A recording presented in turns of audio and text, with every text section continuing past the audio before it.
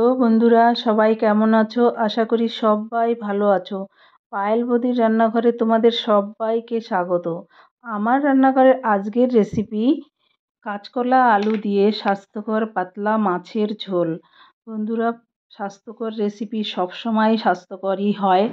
আর এই রেসিপিটা গরম বলো ঠান্ডা বলো যে কোনো সময় খেতে পারো, এতটাই সুস্বাদু হয়। একদম হালকা পাতলা মাছের ঝোল। আর এটা খেলে একদম সত্যিই স্বাস্থ্যকর একটা রেসিপি, যে কোনো সময় খেতে পারো এটা। তাই আমি তোমাদের জন্য নিয়ে এলাম আজকে কাঁচকলা আলু দিয়ে স্বাস্থ্যকর পাতলা মাছের ঝোল।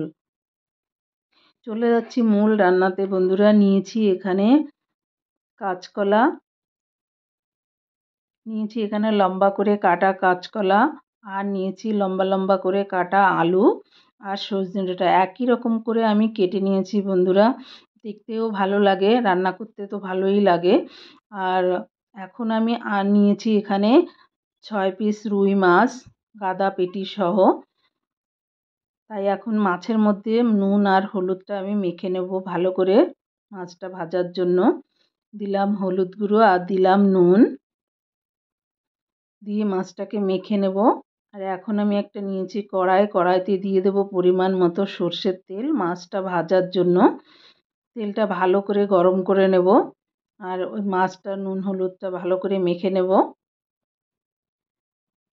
কড়াইয়ে আমার তেল গরম হয়ে গেছে বন্ধুরা, তেলটা আমি চারিদিকে ছড়িয়ে দেব। আর এখন দিয়ে দিচ্ছি মাছগুলো।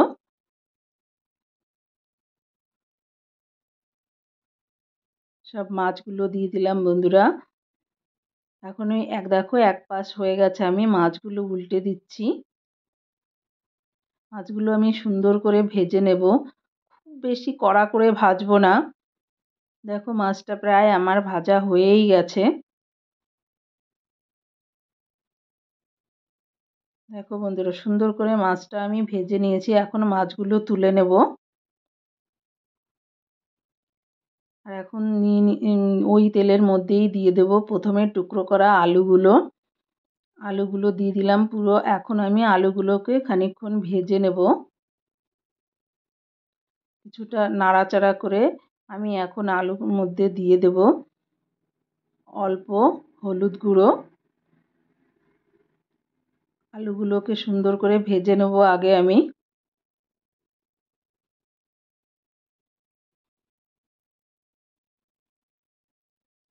সবজিটাকে খুব ভালো করে ভেজে নেব। আর এখন দিয়ে দিচ্ছি কাঁচকলা আলু, সরি আলু নয়, সজনের ডাঁটা বন্ধুরা। কাঁচকলা আর সজনের ডাঁটাগুলো দিয়ে আমি এখন দেব পরিমাণ মতো নুন, যাতে সবজিগুলো তাড়াতাড়ি ভালো ভাজা হয়ে যায়। এই সবজিগুলোকে আমি খুব ভালো করে ভেজে নেব বন্ধুরা। সবজিগুলো ভাজা হলে তরকারির টেস্টটা খুব সুন্দর আসে। তাই আমি সবজিগুলোকে ভালো করে ভেজে নেব। দেখো আমি এখন এটাকে ঢাকা দিয়ে রাখবো 2-3 মিনিটের মতো। দেখো মাঝখানে একবার নেড়ে দিয়েছিলাম বন্ধুরা। দেখো আমার সবজিগুলো খুব সুন্দর করে ভাজা হয়ে গেছে। এখন আমি দেখো সবজিগুলো ভাজা হয়ে যায়। এখন আমি দিয়ে দেবো এর মধ্যে পরিমাণ মতো হলুদ গুঁড়ো, আর দেব অল্প লঙ্কা গুঁড়ো। আর এখন দিয়ে দেবো পরিমাণ মতো গরম জল ঝোলের জন্য। ঝোল তোমরা যে যেমন পছন্দ করো তেমন রাখবে। যেহেতু এটা পাতলা মাছের ঝোল, তাই আমি একটু ঝোলটা বেশিই দেবো বন্ধুরা। তাই পরিমাণ মতো ঝোলটা দিয়ে দিলাম, তোমরা তোমাদের পরিমাণ মতো দেবে।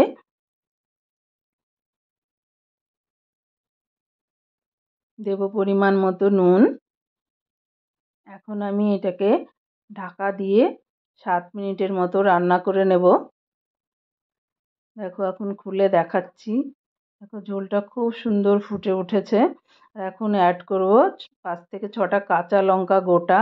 এটা আমি চিড়ে দেইনি বন্ধুরা, তোমরা জানো আমার ঘরে ছোট্ট ছেলে আছে, খেতে পারবে না, তাই আমি। আর এই ঝোলটা ওর খুব ফেভারিট, ড্রামস্টিকগুলো দারুণ পছন্দ করে, তাই আমি গোটাই দিলাম, যার যখন প্রয়োজন মেখে খাবে। ঢাকা দিয়ে 4 মিনিট আবারও রান্না করে নিয়েছি বন্ধুরা। আর এখন দিয়ে দেবো মাছগুলো। মাছগুলো দিয়েও আমি 3-4 মিনিটের মতো রান্না করে নেব। যাতে মাছের ঝোলের সঙ্গে জুসটা মিশে একদম মিলেমিশে যায়, মাছের ফ্লেভারটা তরকারিতে এসে যায়। দেখো বন্ধুরা, আমি 2-3 মিনিট রান্না করে নিয়েছি।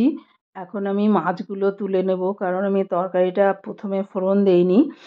এখন আমি মাছগুলো তুলে নিচ্ছি। এভাবে নিলে মাছগুলোও ভাঙে না, আর তরকারিটাও অন্যরকম একটু ফোড়ন দেই, তোমরা জানো। এখন আমি তরকারিটা নামিয়ে নিয়ে কড়াইটা পরিষ্কার করে আসছি বন্ধু। দেখো কড়াইটা পরিষ্কার করে নিয়ে এলাম। এখন দিয়ে দেবো পরিমাণ মতো তেল। বেশি লাগবে না ফোড়নে বন্ধুরা, অল্প দিলেই হবে, কারণ আমি তরকারিটা খুব ভালো করে ভেজে দিয়েছি। দেবো গোটা 2টো শুকনো লঙ্কা, একটা তেজপাতা ফোড়নে। যেহেতু এটার মধ্যে আদা পেঁয়াজ রসুন কোনো কিছু নেই বন্ধুরা, তাই ফোড়নটা একটু বেশি দেবো আমি। দেবো গোটা জিরে, যাতে ফ্লেভারটা তরকারির মধ্যে ঢুকে যায়। আর দেব পরিমাণ মতো রাঁধুনি, এটাও দেওয়ার চেষ্টা করবে। এইভাবে রাঁধুনি দিয়ে মাছের ঝোল খেয়ে দেখে দারুণ টেস্টি হয়, খেতে অপূর্ব টেস্ট। আর এই ফোড়নটা এখন আমি তরকারির মধ্যে দিয়ে দেব।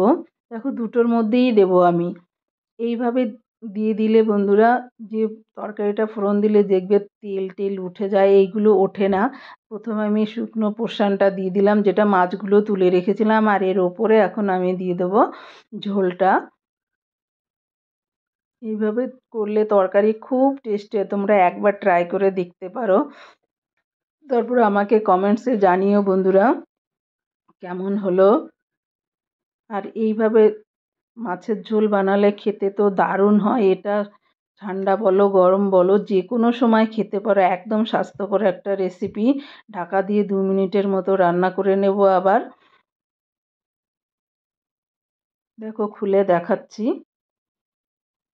বন্ধুরা রেসিপিটা ভালো লাগলে লাইক অ্যান্ড শেয়ার করো। একটু নুন দিয়ে দিলাম বন্ধুরা, একটু কম মনে হচ্ছিল। চ্যানেলটিকে সাবস্ক্রাইব করে দিও, পাশে থাকা বেল আইকনটিকে ক্লিক করো, যাতে আমার নতুন রেসিপি সবার আগে তোমাদের কাছে পৌঁছে যাওয়ার জন্য। একবার ট্রাই করে দেবো এখন ভাজা জিরের গুঁড়ো, এটা অবশ্যই দেবে বন্ধুরা, এটা একদম স্কিপ করবে না, কারণ এটার মধ্যে আর অন্য কোনো মশলা নেই, আদা পেঁয়াজ রসুন। তাই এই ভাজা জিরের গুঁড়োটা অবশ্যই দেবে বন্ধুরা, এর ফ্লেভারটা দারুণ আসে। তোমরা একবার ট্রাই করে আমাকে কমেন্টসে জানিও কেমন লাগলো তোমাদের।